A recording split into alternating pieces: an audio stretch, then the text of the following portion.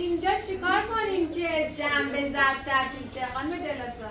اینجا یه نکته ای داره، باید به تعدادش توجه کنیم. حالا اگه ما اینجا 4 به توان 5 داریم، چون که اینجا به علاوه است نمیتونیم بگیم خب پایه ها برابرن، پایه رو بنویسیم فلان کنیم. 5 نمیشه. ما میایم میگیم که خب نه چند تا؟ 1 2 3 4 تا. 4 تا 4. 4 تا چی داریم؟ 4 تا 4 به توان 5 داریم. یعنی 4 یعنی 4 به توان 6. آره ولی راه حل رو بدونست. یعنی 4 ضرب در 4 به توان 5. 4 تا 4 به توان 5 داریم. یعنی 4 5ش اینجاست. نکته اینه که چی؟ این یه توان 1 داره. آخر جا پایه ها با هم